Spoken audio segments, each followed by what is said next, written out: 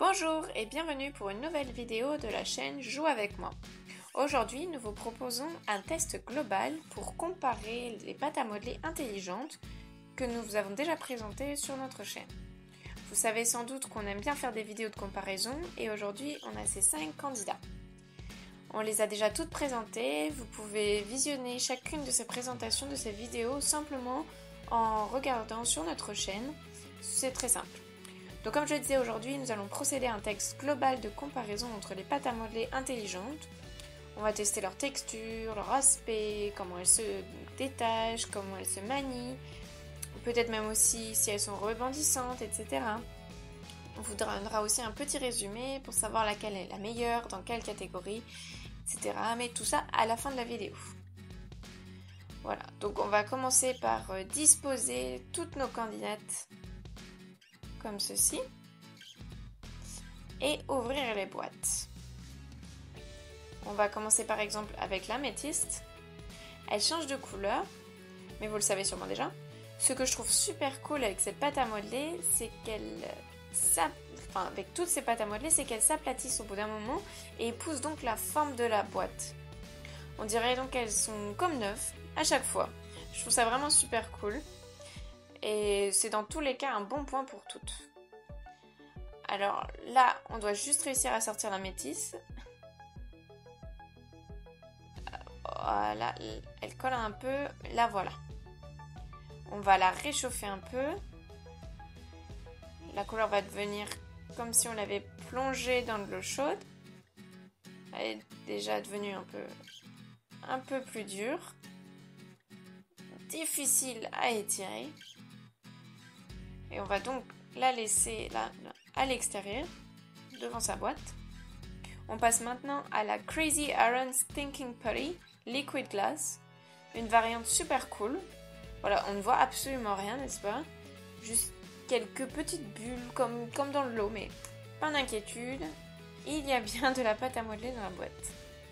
Voilà, j'ai déjà sorti plusieurs fois, mais elle tient très très bien. Elle est comme neuve, même après longtemps. Et vous voyez, elle prend déjà une teinte laiteuse tout de suite, mais elle redeviendra toujours comme avant. Voilà. Ensuite, on passe à la Super Scarabeus. C'est la première pâte à modeler intelligente que nous avions présentée, avec sa teinte irisée, comme on pourrait dire. Ce qu'on constate immédiatement avec cette marque de pâte à modeler intelligente, c'est qu'elles sont plus difficiles à sortir de leur boîte, après un certain temps en tout cas. On referme. Mais elle a en tout cas une très belle couleur, n'est-ce pas? Voilà, super. Voilà. Notre quatrième candidate est la pâte à modeler intelligente Super Pâte à modeler D-Clay. Une marque allemande, car toutes les autres sont américaines. En fait, toutes les autres pâtes à modeler intelligentes sont fabriquées aux USA. Cette pâte à modeler ici brille la nuit, d'une couleur verte ici. Elle est super étirable. Pour la recharger, pour qu'elle brille, il faut la laisser au soleil. Enfin, on a ici, voilà, on va enlever ça. On a Das Blaue Phantom, donc le fantôme bleu, notre cinquième candidate. Elle est très facile à sortir, on n'a aucun problème.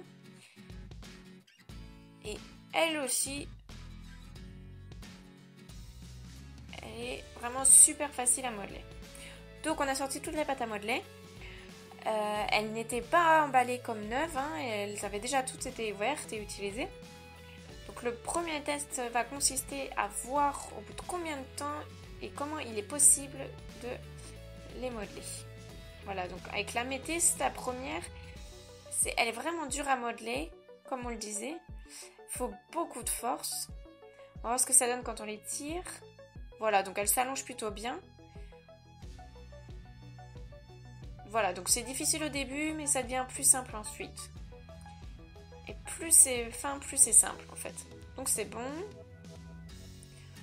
On va rester avec la même marque et on va regarder ce que ça donne avec la Super Scarabeus irisée. Ce que je constate immédiatement, c'est qu'à l'inverse de l'améthyste, elle est beaucoup plus facile à modeler. Il y a à peine besoin de forcer, contrairement à l'améthyste.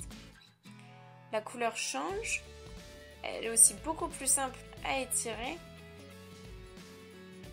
Voilà. Personnellement, je la trouve aussi beaucoup plus simple à modeler. Voilà. On va maintenant regarder le fantôme bleu. Je dirais qu'elle se trouve un peu à mi-chemin entre les deux autres. Ça tient peut-être du fait qu'elle est, disons, intéressante pour sa couleur. Peut-être que vous le savez et vous pourriez nous en dire plus.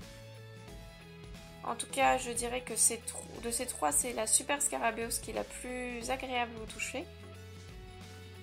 On va maintenant essayer de l'étirer. Oui, c'est vraiment un mix entre l'améthyste et la Super Scarabeus. On voit aussi quelques petits effets brillants. Je trouve super cool. Donc d'apparence, une pâte à modeler plutôt cool. On avance avec les autres. Et maintenant, Crazy Iron Thinking Putty, que je trouve personnellement super cool car elle est transparente et un peu comme du cristal. Pour ce qui est de la texture, je trouve que celle-là, par exemple, ressemble plus à l'améthyste. D'ailleurs, d'apparence aussi, elles se ressemblent. Mais elles font bien sûr des choses complètement différentes. Elles réagissent complètement différemment.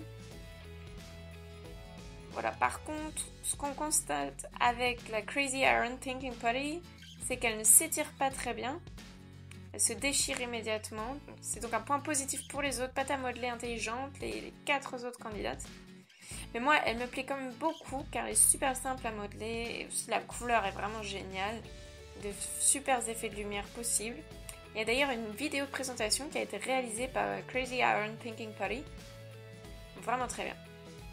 Pour ce qui est de la forme, c'est un point positif. En ce qui concerne sa capacité à s'étirer, c'est un point négatif. Ça marche pas du tout. Et pour finir, on le disait, la pâte à modeler intelligente Dye-Clay, qui est censée briller la nuit quand on la recharge à la lumière du soleil.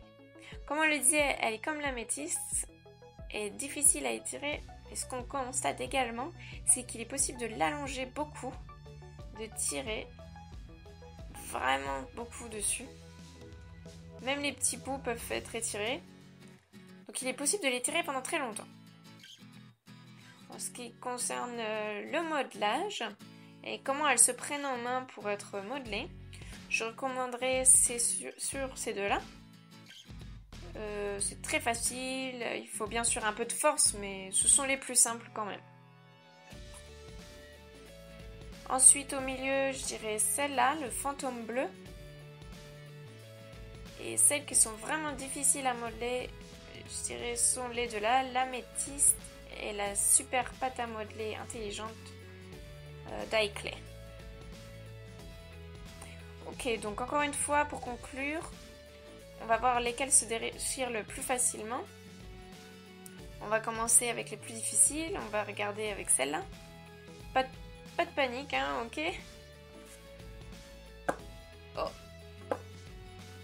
Oh. Ah, très difficile. On a même peut-être entendu ma main cogner le mur. On essaye aussi avec de plus petits bouts.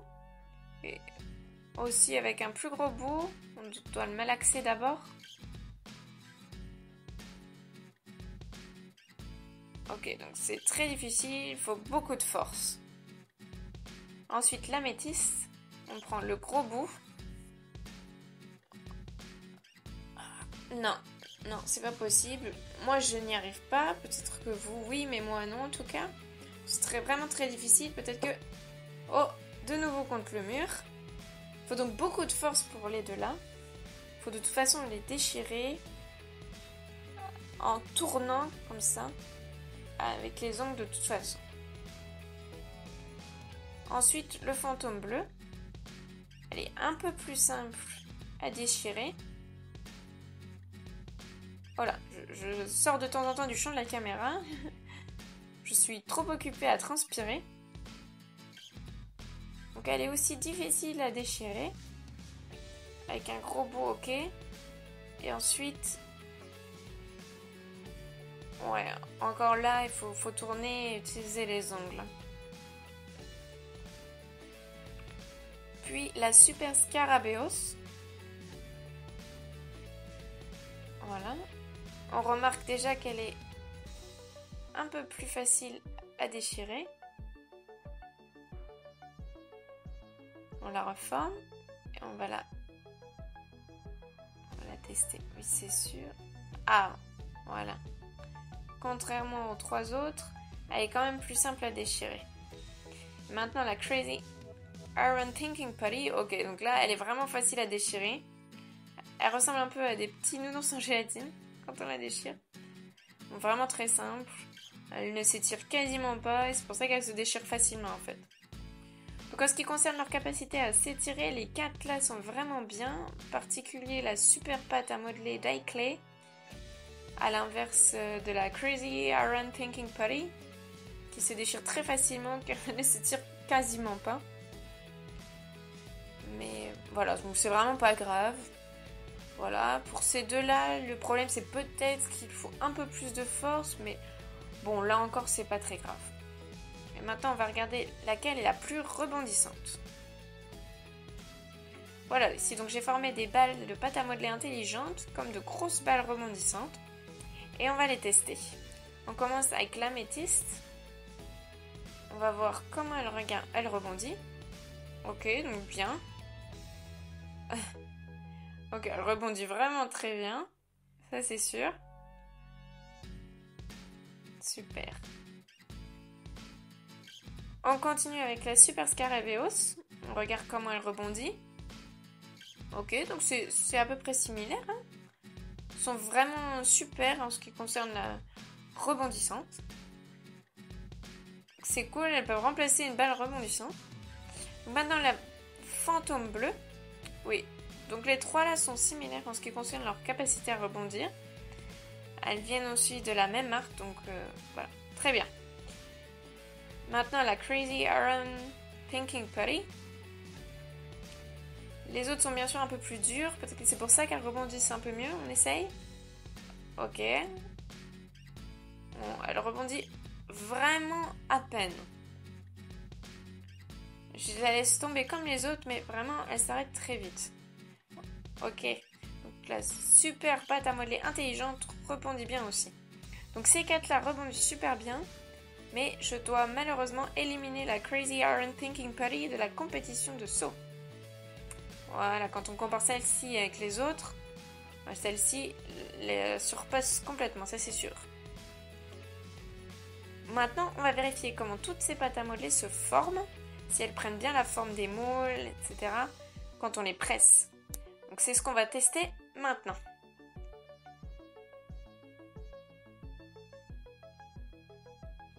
Pour cela, on a pris ici notre presse Play-Doh de la gamme Scoops and Treats. On a pris donc un moule à gaufres, mais je pense qu'elle sert surtout quand on veut exercer un peu de pression sur la pâte à modeler.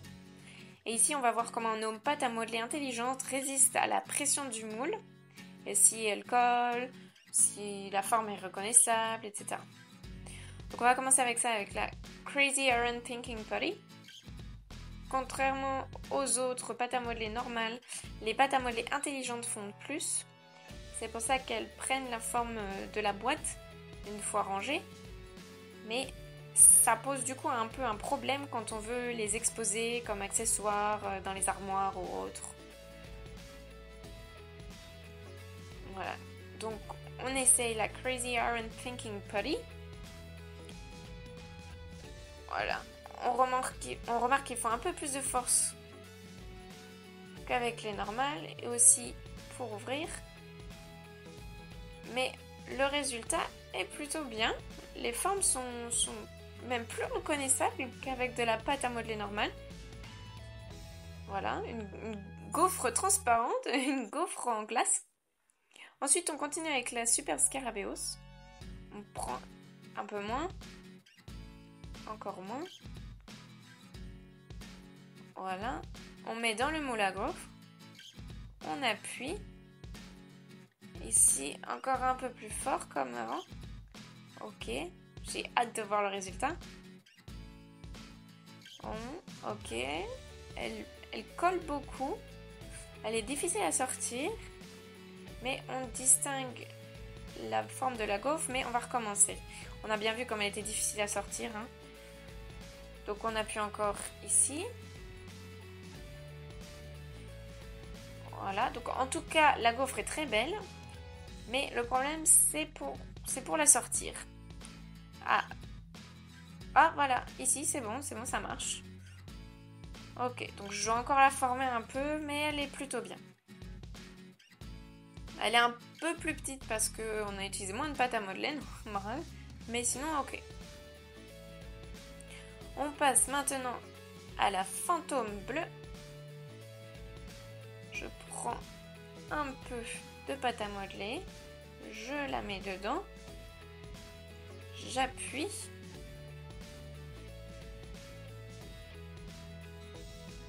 Celle-ci colle aussi beaucoup, hein. Et oh là, et se décolle à peine. Surtout à certains endroits en fait. Voilà, donc comme la Super Scarabeos. Donc il faut vraiment être chanceux pour que ça marche. Pas comme avec la Crazy Erin Thinking Putty, qui marche vraiment super bien.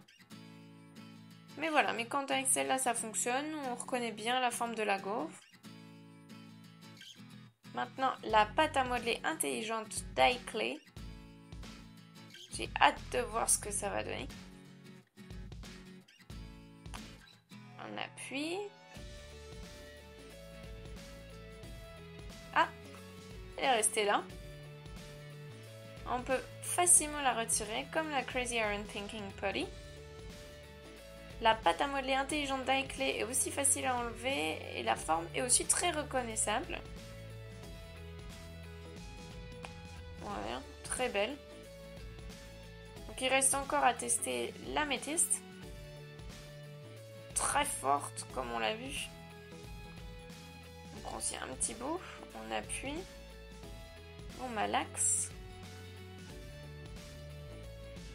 Voilà, fort.